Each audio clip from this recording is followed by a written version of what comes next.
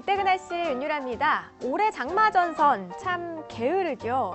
보통 6월 하순이면 중부지방으로도 장맛비가 좀 시작이 돼야 하는데 7월 초순인 이제야 슬금슬금 장마전선이 올라옵니다. 특히 중부지방은 긴 시간 비가 내리지 않아서 가뭄도 심각했죠. 오늘 전국에 장맛비가 내리는 만큼 가뭄도 시원하게 해소됐으면 좋겠습니다. 한편 많은 비가 집중된 제주도와 남해안에서는 비 피해가 있진 않았나 걱정도 됩니다. 주말쯤에요 다시 장마전선 올라올 것으로 보이니까 계속해서 장맛비에 대한 대비를 해주시기 바랍니다. 오늘 그때 그 날씨는요 1991년으로 시간을 돌려보겠습니다. 날씨부터 살펴볼까요? 남쪽 바다 반비라고 제목이 나와 있어요. 장마전선의 영향으로 밤에 호남 남해안 지방에 비가 오겠습니다 라는 예보가 나와 있습니다. 보니까 마치 좀 시의 한 구절 같지 않은가요? 남쪽 밤바다의 매력에 비까지 더해지니까 뭔가 좀 운치 있는 분위기가 아니었을까 그런 상상도 해보네요. 더불어서요 저는 이 노래도 떠올라요. 여수 밤바다 랄랄랄랄라. 네, 여수 밤바다라는 노래도 떠오를 만큼 운치 있는 밤바다가 비가 내리는 모습 상상이 됩니다. 저도 참 오랜만에 밤바다 좀 거닐어 보고 싶어지네요. 다음 소식도 살펴볼게요. 네, 국내 최대 자연늪 무관심 속에 방치가 됐다고 제목이 나와 있습니다. 자, 보니까 사진도 나와 있는데 시청자 여러분들 혹시 이곳이 어딘지 알고 계신 분 계세요?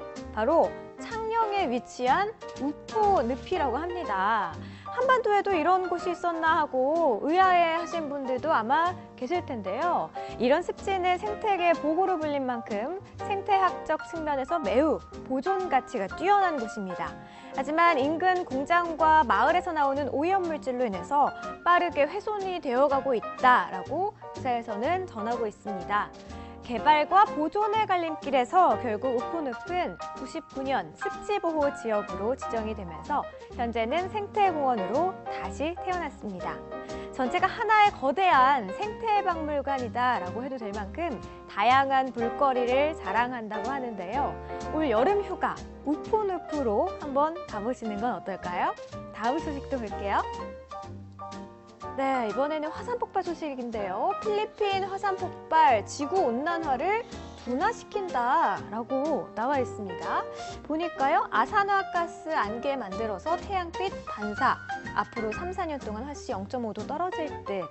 네, 필리핀에 있는 이곳은 피나투보 화산이 폭발을 했습니다. 지구의 온난화가 그로 인해서 늦춰졌다는 소식인데요.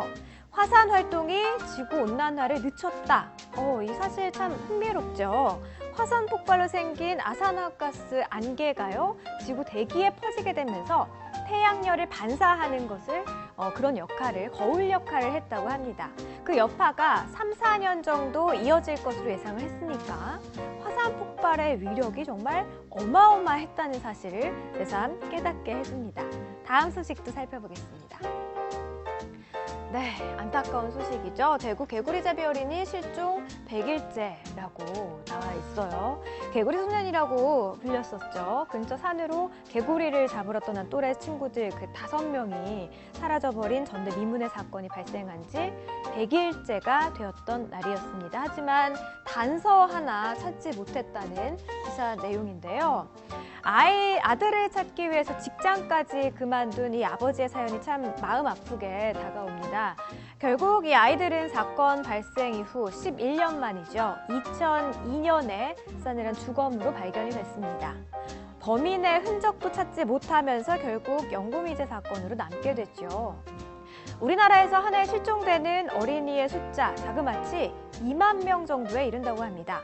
그중에 결국 부모의 품으로 돌아오지 못하는 아이들의 숫자도 정말 적지 않다고 하는데요. 실종 어린이들이 다시 부모님들의 품으로 돌아가기 위해서는 무엇보다 우리의 관심이 필요하겠죠. 남 일이 아니라 나의 일이 될 수도 있을 만큼 실종 아동 문제에 조금 더 관심을 갖고 지켜봐야겠습니다. 지금까지 그때 그 날씨였습니다.